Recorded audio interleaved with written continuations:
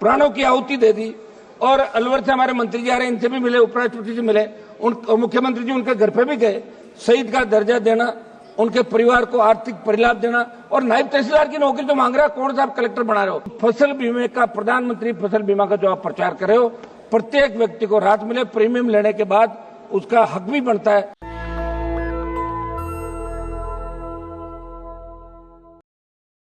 प्रयागराज महाकुंभ में दिनांक 29 जनवरी को मौनी अमावस्या के दिन भगदड़ के अंदर जो दिवंगत लोग हुए उनको मैं श्रद्धांजलि अर्पित करता हूं और देश की सरकार से मांग भी करता हूं कि इस भगदड़ में मृतकों के सही आंकड़े नाम के साथ देश की जनता के समक्ष रखे जाए। कुंभ हमारी सनातन संस्कृति और आस्था का संगम है। सदियों से इस देश में महाकुंभ का आयोजन भी होता जा रहा है, लेकिन सरकार अपनी नाकामी छुपाने के मृतकों के सही आंकड़े नहीं दे रही है।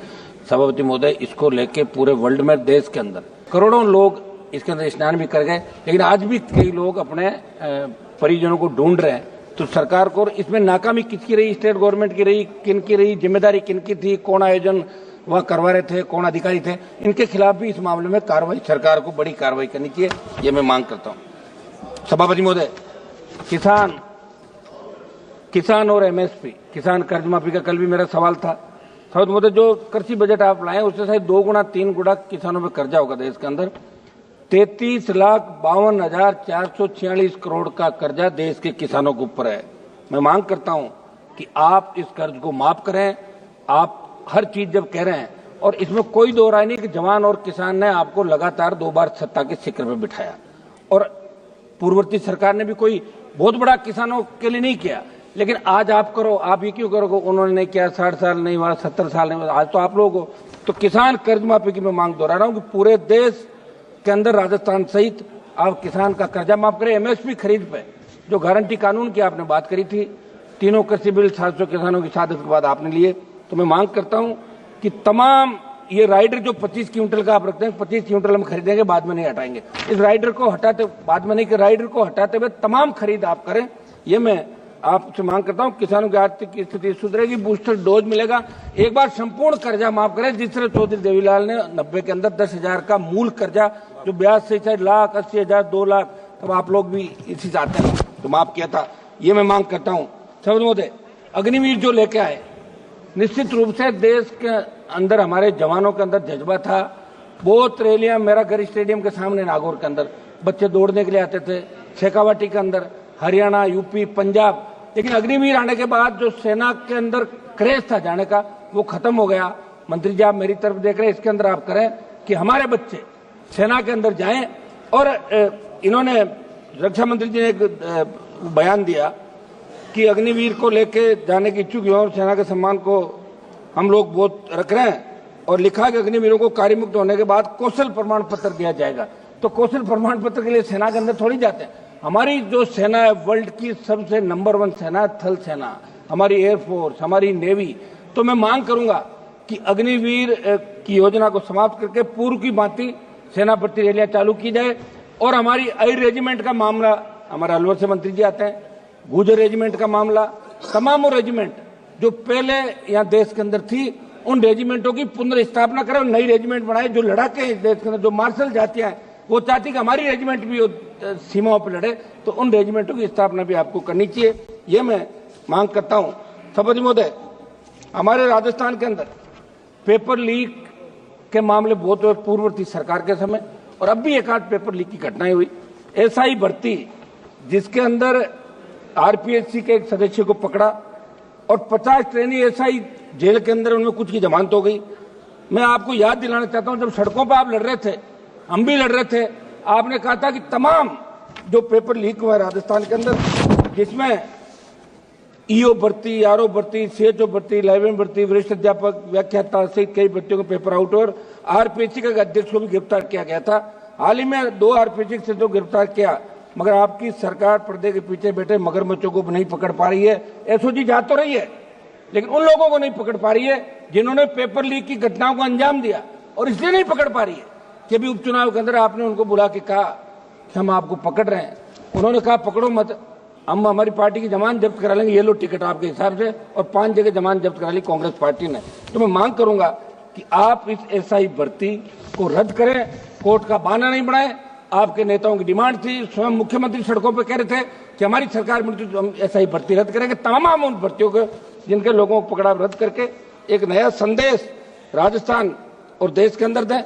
सबद मोदी सीबीआई के मामले को राजस्थान के हमारे बहुचर्चित मनोहर राजपुरोहित अपहरण की जांच हाईकोर्ट के निर्देश के बाद सीबीआई ने अभी तक शुरू नहीं की। लंबे संघर्ष के बाद लवली कंडारा एनकाउंटर की जांच तो शुरू हो गई, सीबीआई ने कर दी, लेकिन बाड़मेर जिले के कमलेश प्रजापति फर्जी एनकाउंटर की जांच के अंदर कुछ नेताओं के नाम आ रहे हैं।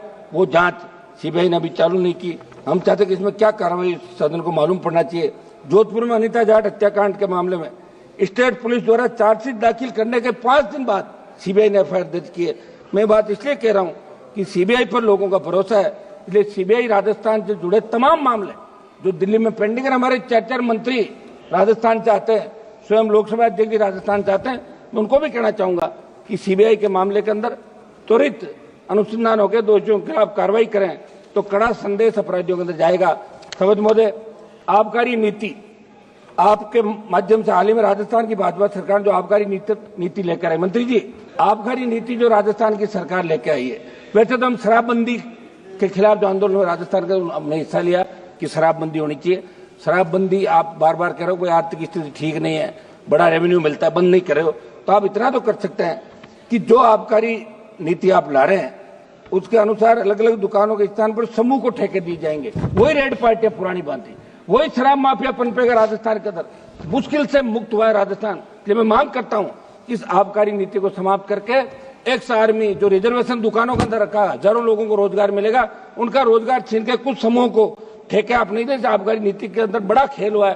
तो समझ में आपके माध्यम से सरकार से मांग करूंगा कि भारतीय जनता पार्टी की सरकार ये नई आबकारी नीति को लागू नहीं करे और पूर्व की भांति जो दुकानें चल रही है उस हिसाब से राजस्थान के अंदर दुकान आवंटित करें और दूसरे जो हमारे एक्स आर्मी दूसरा कोटा है ताकि उनको रोजगार मिल सके।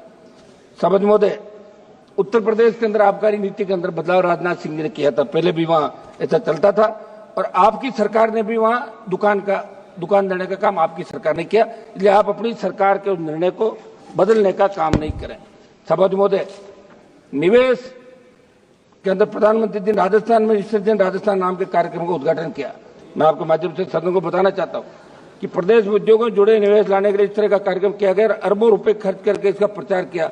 एक तरफ, दूसरी तरफ राजस्थान राइजिंग से प्रदेश में निवेश की तैयारियों के बीच 20% निर्यात घट गया। कारण यह कि भारत सरकार के कस्टम विभाग के बड़े अधिकारी ने राजस्थान में बार बार जांच आपत्तियों के नाम पर व्यापारियों को तंग करना शुरू कर दिया था। समझ महोदय, महंगाई के बारे में बताना चाहूंगा कि सरकार ने अभिभाषण में आत्मनिर्भर भारत और अर्थव्यवस्था के विकास की बात की, लेकिन जमीनी हकीकत कुछ हो रही है। महंगाई चरम पर, आम जनता की क्रय शक्ति लगातार घट रही है। खाद्य पदार्थों, ईंधन, रसोई के दवाओं की कीमतें आसमान छू रही है।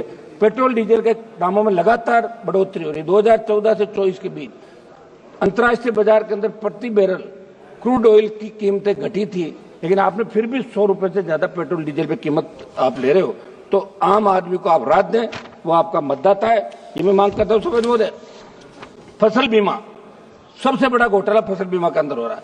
अब आपने एक नया कर दिया क्रॉप कटिंग, और अगर फसल आपने बो दी और वो उगी नहीं तो उसका ही आप उनको बीमित कर रहे हो। जो खड़ी फसल है उसको भी श्रेणी के अंदर लिया जाए और फसल बीमा कंपनियां जो है, हम दिशा की मीटिंग के अंदर बुलाते, दूसरे उसमें बुलाते, कोई आता ही नहीं, कोई सही जवाब नहीं देता। तो फसल बीमे का, प्रधानमंत्री फसल बीमा का जो आप प्रचार कर रहे हो, प्रत्येक व्यक्ति को राहत मिले, प्रीमियम लेने के बाद उसका हक भी बनता है। इस दिशा में फसल बीमा में सुधार आपकी सरकार को करने चाहिए। समझ महोदय, ये जो क्लेम कई लोग फर्जी तरीके से उठा रहे, एक रिपोर्ट के मुताबिक इन दिनों जिले के 8 मेरी गांव में 2000 खेतों का 300 करोड़ का क्लेम फर्जीवाड़े से उठा लिया। ये प्रधानमंत्री जी फसल बीमा योजना की सार्थकता का लाभ असली एक मिनट साहब, सभापति जी, एक आधा मिनट सर, हम रात को 12 बजे तक कोरम पूरा करते हैं, ऐसे क्या कर रहे हो? आधा मिनट दे साहब। सभापति जी, अभी हमारे राजस्थान पुलिस के सहायक उप निरीक्षक स्वर्गीय सुरेंद्र कुमार चौधरी ने 11 दिसंबर 2024 को राजस्थान के मुख्यमंत्री महोदय के काफिले की सुरक्षा करते हुए एक गाड़ी तेज आ रही थी, प्राणों की आहुति दे दी। और अलवर से हमारे मंत्री जी आ रहे हैं, इनसे भी मिले, उपराष्ट्रपति से मिले, और मुख्यमंत्री जी उनके घर पे भी गए। शहीद का दर्जा देना उनके परिवार को आर्थिक परिलाभ देना, और नायब तहसीलदार की नौकरी तो मांग रहा है, कौन सा आप कलेक्टर बना रहे हो?